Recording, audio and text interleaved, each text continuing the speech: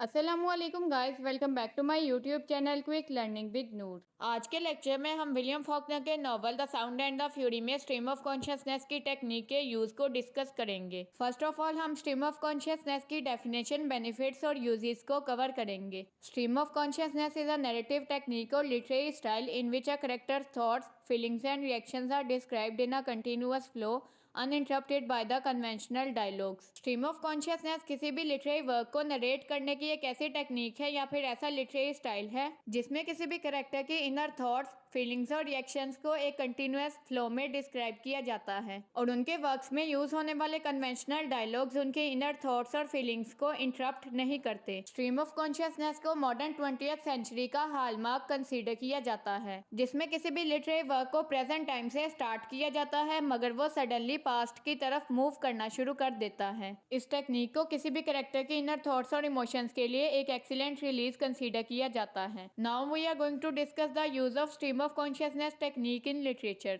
Modern 20th century में stream of consciousness technique से किसी भी नॉवल की स्टोरी के इवेंट्स को नरेट करना एक बहुत ही ज्यादा कॉमन और effective method of narration consider किया जाता है। इस टेक्निक को किसी भी नॉवल में यूज होने वाले कैरेक्टर्स की इनर साइकी को रिवील करने के लिए यूज किया जा सकता है। विलियम फॉकनर ने अपने novel the sound and the fury में स्ट्रीम ऑफ कॉन्शियसनेस की टेक्निक को बड़े ब्रिलियंट वे में प्रेजेंट किया है। इसी वजह से इस नॉवल को विलियम फॉकनर की राइटिंग कैरियर की बहुत बड़ी अचीवमेंट कंसीडर किया जाता है। अब हम इस novel the sound and the fury में स्ट्रीम ऑफ कॉन्शियसनेस के रोल को डिस्कस करेंगे। मॉडर्न लिटरेचर और इवन मॉडर्न नॉवेल्स में राइटर्स ऐसी बहुत सारे ड्रामेटिक टेक्निक्स को यूज करते हैं जिनसे उनके लिटरेरी वर्क को एक यूनिक टच मिलता है। इसी तरह विलियम फॉकनर भी अपने नॉवल में ड्रामेटिक मोनोलॉग को एक टेक्निक के तौर पर यूज करते हैं जो कि उनके नॉवल को और ज्यादा यूनिक और इंटरेस्टिंग बनाता है। अगर इस नॉवल के फर्स्ट सेक्शन की बात की जाए तो इसे कॉम्सन फैमिली से बिलोंग करने वाला एक mentally retarded person Benji narrate करता है। नॉवल के first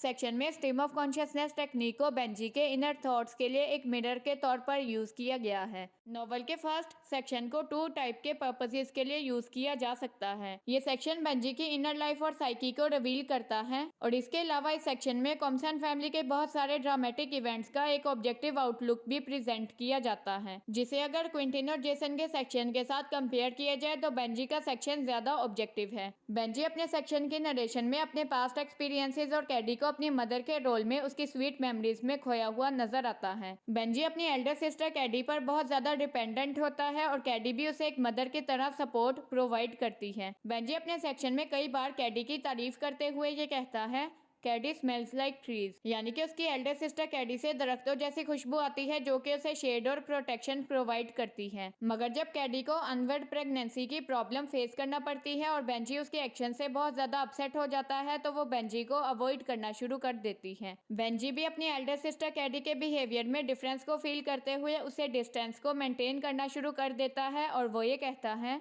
Cady suddenly does not smell like trees, यानी कि कैडी से अचानक से दरख्तों जैसी खुशबू नहीं आती, क्योंकि कैडी अब बेंजी को वो शेड और प्रोटेक्शन प्रोवाइड नहीं कर पाती जो वो उसे पहले प्रोवाइड करती थी। विलियम फॉकनर अपने नॉवल के कैरेक्टर्स को रीडर्स के सामने प्रेजेंट करने के लिए ड्रामेटिक मोनोलॉग की टेक्निक को यूज करते हैं। Dramatic monologue is defined as a speech that is delivered by the character in front of the audience while considering himself alone that depicts the real inner feelings and thoughts of a character. Dramatic monologue self talk को भी कहा जाता है, यानी कि खुद से बातें करना। Dramatic monologue एक ऐसी स्पीच है जिसे कोई भी कैरेक्टर ऑडियंस के सामने खड़ा होकर डिलीवर करता है, जबकि उस स्पीच को डिलीवर करते हुए वो ये कंसीडर करता है कि वो बिल्कुल अकेला है और कोई भी उसकी बात को नहीं सुन रहा और यही स्पीच उसकी रियल इनर फीलिंग्स और थॉट्स को डिपिक्ट करती है। इस नॉवल में सिर्फ कैडी ही ऐसा कैरेक्टर है जिसे दूसरे कैरेक्टर्स के मोनोलॉग्स के थ्रू नरेट किया जाता है। तो इस तरह सबसे ज्यादा कैडी के कैरेक्टर पर ही ड्रामेटिक मोनोलॉग की टेक्निक को यूज किया जाता है। इसी मोनोलॉग के थ्रू बेंजी अपनी कॉम्सन फैमिली के बारे में अपनी पर्सनल फीलिंग्स को शेयर करता है, मगर उसकी मेंटल इंस्टेबिलिटी की वजह से वो सारे इवेंट्स को एक जगह पर कनेक्ट नहीं कर पाता। इसी वजह से उसका सेक्शन नॉवल के दूसरे सेक्शंस के कंपैरिजन में अंडरस्टैंड करना बहुत ज्यादा डिफिकल्ट हो जाता है। बेंजी नॉवल के फर्स्ट सेक्शन को नरेट करते हुए अपनी फैमिली के बारे में ये कहता है,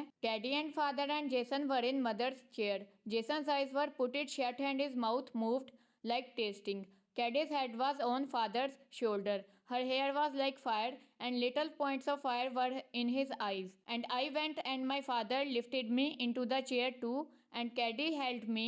She smelled like trees. Caddy father और जेसन मेरी मदर कैरोलिन कॉम्पसन की चेयर पर बैठे थे। जेसन ने अपनी आंखों को जोर से बंद कर लिया था, मगर उसका मुंह चलता हुआ दिखाई दे रहा था, जैसे वो किसी चीज को टेस्ट कर रहा हो। कैडी ने अपना सर फादर जेसन कॉम्पसन के कंधों पर रखा हुआ था। उसके बाल आग की तरह दिखाई देते थे और उसकी आंखों में भी आग की छोटी छोटी चिंगारियां नजर आ रही थी। और जब मैं वहां पर गया था तो फादर ने मुझे भी चेयर पर बिठा लिया था, जबकि कैडी ने मुझे पकड़ लिया था और उससे दरख्तों जैसी खुशबू आती थी। फर्स्ट सेक्शन के बाद हम नॉवल के सेकंड सेक्शन यानी कि क्विंटिन की नरेशन में स्ट्रीम ऑफ कॉन्शियसनेस को कवर करेंगे। William Faulkner novel the sound and the fury के सेकंड सेक्शन के नरेशन में दोबारा स्ट्रीम ऑफ कॉन्शियसनेस की टेक्निक को यूज करते हैं। क्विंटिन अपने सेक्शन को नरेट करते हुए फुल स्टॉप, पंक्चुएशन मार्क और कैपिटलाइजेशन को यूज नहीं करता, जो कि ये डिपिक्ट करता है कि वो भी अपने सेक्शन को नरेट करते हुए स्ट्रीम ऑफ कॉन्शियसनेस की टेक्निक को यूज करता है। He says, and so I told myself to take that one. Because father said clocks slay time. He said time is dead as long as it is being clicked off by little wheels. Only when the clock stops does time come to life. The hand were extended slightly off the horizontal at a faint angle like a girl tilting into the wind. और फिर मैंने खुद से ये कहा कि मुझे इस घड़ी को अपने पास रख लेना चाहिए, क्योंकि फादर जेसन कॉम्पसन ने मुझे ये बताया था कि घड़ी वक्त का कत्ल कर देती है। उन्होंने ये बताया था कि वक्त की कोई भी कीमत नहीं होती जब तक उसके अंदर की सुइयां टिक टिक ना करती हों। जब घड़ी की टिक टिक करती हुई सुइयां रुक जाती हैं, तभी वक्त जिंदगी के पास आता है। जिस तरह सीगल हवा में उड़ता हुआ दिखाई देता है, उसी तरह घड़ी की सुइयों ने अपने बाजुओं को आगे फैलाया हुआ था। इस तरह की नरेशन क्विंटिन की हेल्प करती है कि वो अपनी इनर फीलिंग्स को किसी भी इंटरप्शन के बगैर प्रेजेंट कर सके। क्विंटिन अपने सेक्शन की नरेशन में स्ट्रीम ऑफ कॉन्शियसनेस की टेक्निक को यूज करता है ताकि वो पास्ट इवेंट्स को अपनी लाइफ के प्रेजेंट इवेंट्स के साथ कनेक्ट कर सके। उसकी पास्ट लाइफ के इवेंट्स उसके एक्शंस और कैरेक्टर को बहुत ज्यादा इफेक्ट करते हैं। विलियम फॉकनर ने क्विंटिन के कैरेक्टर और उसकी सेक्शन की नरेशन में बहुत सारे कम्प्लेक्स और डिफिकल्ट आइडियाज को प्रेजेंट किया है। ये कम्प्लेक्स और डिफिकल्ट आइडियाज उसकी पर्सनल लाइफ की कम्प्लेक्सिटीज को सिंबलाइज करते हैं, क्योंकि वो सुसाइड कमिट करने से एक दिन पहले अपने सेक्शन को नरेट करता है। वो दिमाग का बहुत ज्यादा तेज होता है और जल्दी से एक आइडिया से दूसरे आइडिया पर जंप करता है। वो अपने सेक्शन के खत्म होने पर ये इरादा करता है कि वो सुसाइड कमिट कर लेगा, और उसकी ये इंटेंशन उसकी पास्ट और प्रेजेंट लाइफ के दरमियान पाई जाने वाली टेंशन को सिंबलाइज करती है। Life appears to be useless for him and he thinks that he should not live it any more अपनी जिंदगी बिल्कुल बेकार नजर आती है और उसका ये ख्याल होता है कि उसे अपनी जिंदगी को और ज्यादा नहीं जीना चाहिए। वो अपने फादर जेसन कॉम्पसन की तरफ से गिफ्ट की गई रिस्ट वॉच को देखते हुए ये कहता है,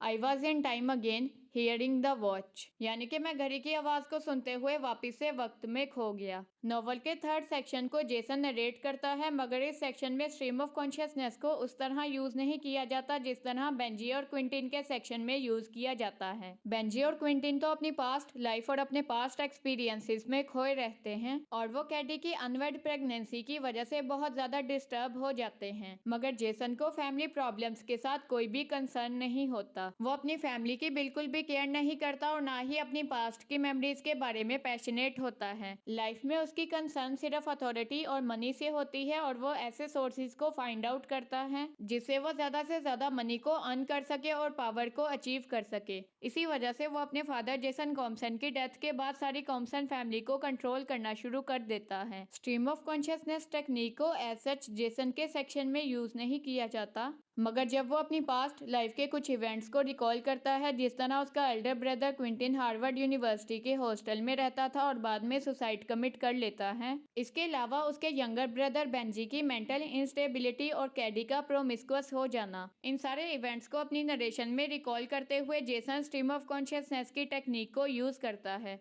to conclude the whole topic, जब readers novel the sound and the fury को पढ़ते हैं तो उन्हें ये एक साइकोलॉजिकल नॉवल फील होता है, और विलियम फॉकनर ने भी एक साइकोलॉजिकल नॉवल की सारी रिक्वायरमेंट्स को फुलफिल करने के लिए इस नॉवल में स्ट्रीम ऑफ कॉन्शियसनेस की टेक्निक को यूज किया है। उसने इस टेक्निक को स्किलफुली यूज करते हुए नॉवल के तमाम इंपॉर्टेंट इवेंट्स को कवर किया है। एग्जाम में novel the sound and the fury में यूज होने वाली स्ट्रीम ऑफ कॉन्शियसनेस टेक्निक पर भी क्वेश्चन आ सकता है, और the question can also be in the form of which dramatic technique is used in the narration of the novel The Sound and the Fury by William Faulkner. Inshallah, from tomorrow we will start some other literary work. So that's all for today. Thank you so much for watching this video. I hope आज का lecture आपके लिए काफी ज्यादा informative रहा होगा। Video में use होने वाले तमाम नोट्स के पीडीएफ का लिंक नीचे डिस्क्रिप्शन में प्रोवाइडेड है। The link is also pinned in the comment section, so please check it out. अगर आज का लेक्चर आपके लिए इन्फॉर्मेटिव था तो वीडियो को लाइक शेयर करके एक अच्छा सा कमेंट भी कर दें। अगर आपने अभी तक मेरे यूट्यूब चैनल को सब्सक्राइब नहीं किया तो सब्सक्राइब करके बेल आइकन को भी प्रेस कर दे ताकि आपको हर नई वीडियो का नोटिफिकेशन मिल सके। इंग्लिश कोर्सेज से रिलेटेड डिटेल इन्फॉर्मेशन को गेन करने के लिए आप मेरे फेसबुक पेज को भी फॉलो कर सकते हैं। Also you can suggest any new topic in the comment section. So guys, take care of your self. इंशाल्लाह we will meet in the upcoming video lecture. Till then, अल्लाह हाफिज।